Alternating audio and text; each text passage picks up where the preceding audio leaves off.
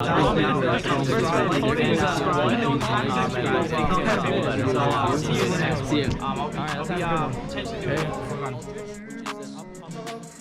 what's up guys? Welcome today to another combo tutorial video involving Altergeist, right? Like a deck that is kind of weird to put like combo and Altergeist in the same sentence, but they do have some really cool plays that you can do with Haunted Rock and Link Cross. Actually, with the advent of like Eternity Code, there are actually like ways to actually make plays. But anyways, we're gonna start off with Marionetter. So this two card combo is basically Marionetter plus any Altergeist monster. So you have Marionetter. Marionetter is gonna set Haunted Rock. Haunted Rock is gonna the turn it's set, you can actually use it right away. And the first effect of Haunted Rock, which is mandatory, is you dump an Altergeist monster from your hand to the graveyard. Then you would use Marionetter's effect to target the Haunted Rock and the Silk to like essentially swap them. You would link these two off into Hexia, and Silk, when it's into the graveyard, would float and add you back Haunted Rock. If you have Marionetter and Meluseek, you would then get a search off Meluseek, but here, because we drew Silk and Marionetter, we actually get Haunted Rock back to our hand. Then you just use Hexia and then turn that into Link Cross, and then we'll just chain block. So we'll go Chain Link 1 Hexia, Chain Link 2 Link Cross. The tokens are really, really nice because they'll serve as free link material for the following turn, and like so if the opponent doesn't get rid of them, then it's just like free link material for you. They just can't be used as link material the turn they're summoned. But anyways, Hexia would then trigger, and then Hexia would add you Faker. I mean, this is 2 cards, so it assumes you open up at least 1 trap, which you should have no problem opening. So that's pretty much it. And if you open up like another Altergeist, like 3 Altergeist monsters, then Haunted Rock becomes a spell trap negate. So that's like decent, but that's like pretty much like the first piece of the combo. Alright guys, so now this is like part 2 of the combo. This involves Multi-Faker and Marionetter in the same opening hand, which isn't as unlikely anymore because Multi-Faker is now at 3. So the way you would do it is you go normal summon Marionetter, use the effect to set Haunted Rock. As you'll notice that all these combos involve Haunted Rock. It's just a way, it's a searchable way to facilitate turn 1 Multi-Faker. That's like the reason why. You use essentially Marionetter now, Haunted Rock now to dump the Multi-Faker to the graveyard. It is mandatory to activate. That's fine that it leaves your hand because you're going to use Marionetter effect to target the Haunted Rock and the Multi-Faker. Multi-Faker would then trigger summoning a Altergeist monster from your deck. In this case, I always summon the Meluseek because I like searching a follow-up. So you're going to link these 2 off into Hexia now. And then, of course, Meluseek would trigger. So the option here is to either add Multi-Faker again or add Marionetter. If you want more explosive power, I would actually add the Multi-Faker. You would then link Marionetter and Hexia into another Hexia, and then that Hexia, because it was linked off, actually gets you another search. So here you can actually search. You have 2 options, either Manifestation or Protocol. So I'm going to explain to you the different lines of play that are involved with Manifestation versus Protocol. So with Manifestation, you do this play if you open up monster negates or open up like multiple hand traps and you want more spell trap negates. So essentially, if you decide to choose Manifestation as your target for Hexia, on your opponent's turn, you would use Manifestation to summon back the Hexia, and then trigger Faker to summon Faker, and then Faker would trigger to summon like a Silk. So the important thing to know about this line of play is that you want to be able to play around Kaijus. I don't know. I guess that's the thing now. So the way you would play around it is you would actually do this. You would actually activate Manifestation to reborn the Hexia over here, and then trigger Faker to summon under the first Hexia, and then summon the Faker target over the second Hexia. And this is how you play around Kaijus. So that's just like something to like keep in mind, or like just like forms of disruption. But this is essentially like the line of play that I would do if you opened up Marionetter and Multi-Faker. But if you went for the Protocol route, so this is what you would have. This would be in your graveyard. And then this would be in your deck. So you would just have Protocol Hexia. You would activate Protocol, summon Multi-Faker. You have the multiple options. You can summon the Faker here, and then just trigger Silk right here. And so there it is. So there you have Hexia pointing to Multi-Faker, and then you have Silk right here.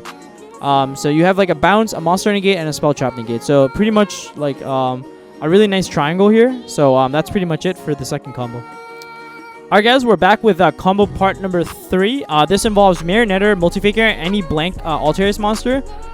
So you would do the kind of like the same thing. So you would go normal summon Marionetter, effect to set the Haunted Rock. This time, because you open up a blank Altergeist monster, you can actually use Haunted Rock to dump the Silk and then trigger Faker this way instead of dumping Faker. And this plays around like, I guess, DD Crow, so it's like kind of decent. Then you summon the Meluseek off of Faker, link these two off to get Hexia. The Meluseek would actually search you a card. In this case, I usually like to search another Faker because it's possible now, so why not? But you can actually just make the argument to search Marionetter as well. Because you're gonna make Prime Banshee in this combo, and then Prime Banshee will just add you back. Will just add you back the Multifaker anyways. So it's just like how you want to kind of play it. But in this case, like we'll add like, let's say the Multifaker. You use Marionetter's effect to send the Haunted Rock to the graveyard to special summon back the Silk. You would then use Hexia and the Silk into a Prime Banshee. You would chain block, so you'd go chainlink 1 Hexia, chainlink 2 Silk to add back Haunted Rock to your hand. And then Hexia would search you, in this case. So like I said, either Manifestation or Protocol, really up to you. Just depends on like what line of plays you want to do. And then you have Marionetter and Prime Banshee into another Hexia, and then Prime Banshee, when it's linked off, adds you back the Multifaker to your hand. And so this is what I meant. So like, you could have just like, instead of searching the Multifaker off the first Meluseek, you could have easily just added the Marionetter or added Conquery, depending on how you want to play. But like that's why this deck is very versatile, and it's just like I know most, like if you're like a, you know, like been playing Altergeist for a while, you might know this, but for those of you guys who are new to the channel and like newer to like Altergeist, these are just like some ways you can combo off with Multifaker like turn 1. So that's pretty much it, guys. And now we're getting to like the deck profile. Alright guys, we're back with the deck profile, and we'll get right into it, man. So this list is kind of set up kind of weird, but it will make more sense when I get into the explanation. I also want to keep this in mind, guys. This Geist list is still experimental. I'm still working on creating, I think, like the best Geist list, but I mean, I think this list is getting us there, and it's getting a lot closer. But I don't want to say this is like the end-all be-all of like the Geist list at all.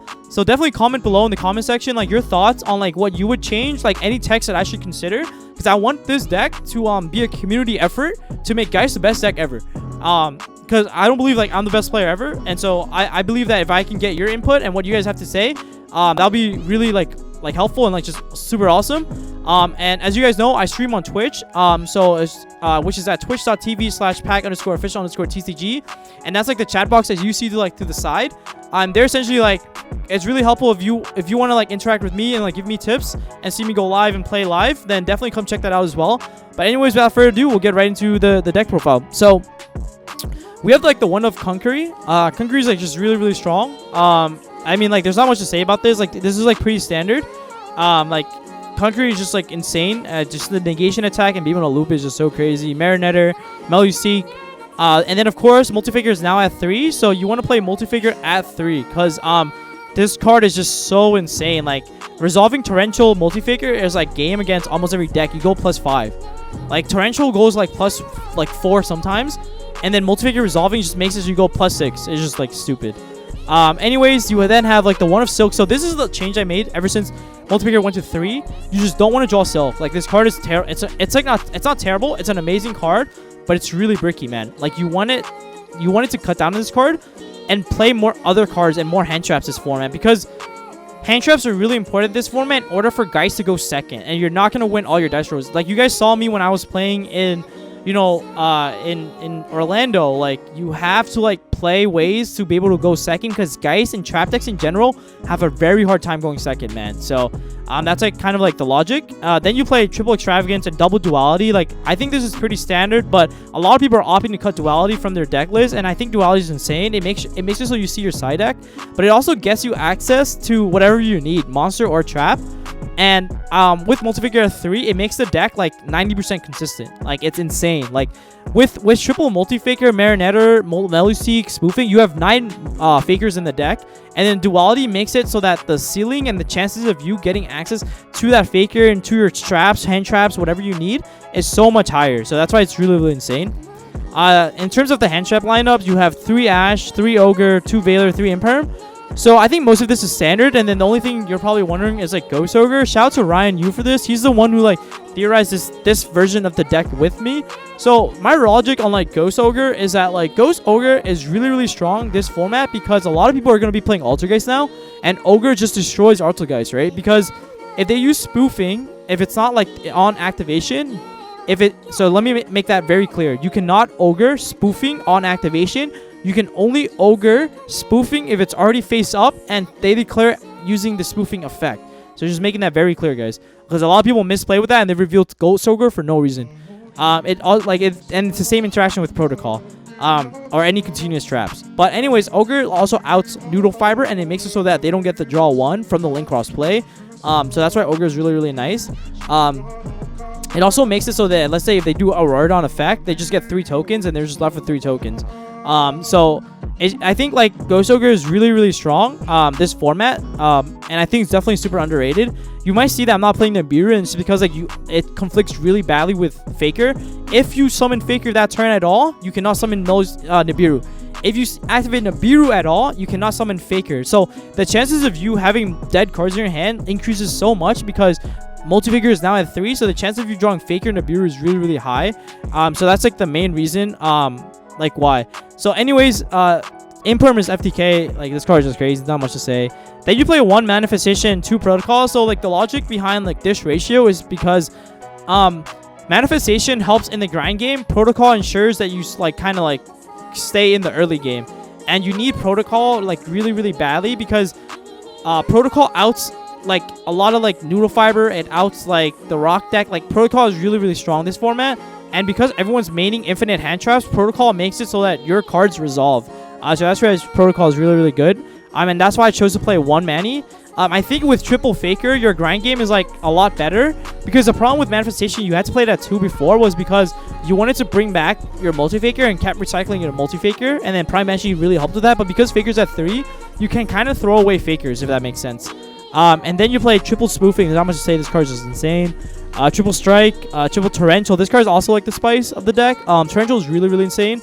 I think Torrential is just so good because it clears the whole board against the Eldek Synchro deck, right? And so it doesn't give them any follow-up. Like when you Nibiru them, it's kind of like basically that. It's basically Torrential Tribute or like Nibiru in the form of a trap card. That's why it's really strong.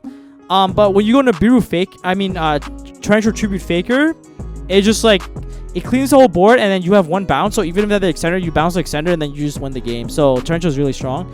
And then the one of IO, it's just like spell cards are really prevalent this time around, and so I think IO is like really strong. Like it's always been a powerful card. Not much to say about IO. It also helps you play around like blowout cards like Lightning Storm. So and then Twin Twister, Cosmic. It destroys Guru it negates their Hidden City. So IO is just like really strong. Then for the side deck, you play the one of Pankratops. Not much to say about this. This card is just insane, going second always. Baits out 2 negates by itself. Triple Pointer. This card is like the nuts. Because Faker's at 3 now, going a Pointer Faker is just like crazy. It's kind of like going Minstrel, like Minstrel Dragoons. It's literally Minstrel Dragoons, except you're doing Red Lotus Faker. So it's just crazy. So, Solemn Judgment, you want to side this card in instead of maining it because it helps you like out the essentially like the blowout cards of the format. So that's why Solemn Judgment is really strong. Summon Limit, because against a Rock deck, which is super popular, it just stops their whole turn. It also stops like every other Rogue deck as well. Summon Limit is just like very oppressive, and they just really can't out it because they can't even make Phoenix. And like Summon Limit plus traps and like Faker and stuff like that is just like insane. Like they just can't out it. And then Cosmic Cyclone is really strong. I opted to play this as over Typhoon. If you guys watch the deck profile on my channel, you'll find that I chose not to play Cosmic Cyclone, and Typhoon, because Typhoon only hits up face-up cards, and then Cosmic Cyclone is a quick effect that can like be reactive during your turn. So that's like kind of the reason why. The only benefit to Typhoon is that you can use it on the opponent's turn, but there's really not many spells and traps that the opponent really have face-up on the opponent's turn anyways. So that's like pretty much it. The one of Duster, just like more cards out back row decks and to fight against like the control decks. And then the one of Haunted Rock, I think Haunted Rock is like a good side card. I'm still testing this card in the against like the control matchups. Like it can negate Final Battle, it can negate Rage. You know, in the mirror match, it can actually negate the opponent's protocol because it negates the activation before protocol is face up, which means protocol can be negated. But that's like that's like so hard. And you guys already saw the combo with Haunted Rock is really strong. So when you know you're going first, you kind of want to slide Haunted Rock in. It also negates evenly matched, so that's also another thing to consider. Next thing, you have extra deck. You have double access code. Yeah, guys, this is definitely not a budget list, but you have to play at least 2 access codes because you're playing Extravagance. Honestly, I might bump this card to 3. Like, this card is just absolutely insane. You play triple Hexia and then Prime Banshee. Not much to say. You cut Prime Banshee down to 1 now just because Faker's at 3 and you don't need to link off the Prime Banshee to recur back your Faker. You play Celine because it's so free in like the Geist deck. You can bring back any, you know, Spellcaster, which is any Geist monster, and then go to access code Stalker and then go Blur. Then you can go Nightmare Phoenix Unicorn for the utility, the Link Cross for like that combo, the double Karibo, the Anima, and then the Amirage. And that's pretty much it for the deck profile, guys. Let me know your thoughts in the comment section below. If this deck is meta relevant again, if this is something that you will watch out for, and if you do playtest this deck, let me know how it goes for you. Like, how does it feel? Highly encourage you to try out Altergeist because it teaches you like different mechanics of the game. It teaches you, you know, a new way to approach the game, a new way to play the game, like, you know, besides playing combo. So, Altergeist is definitely one of the ways that I got better, just because you have to make so many technical plays, and those technical plays really help hone your skills. And, you know, one misstep, one misplay causes you the game. But when you're playing in, like, you know, online tournaments, etc., like, those misplays, you know, you learn from them, and then eventually, hopefully, you don't make them again. But anyways, guys, thank you so much for tuning in into this deck profile and combo tutorial video, and I'll see you guys in the next one. Peace.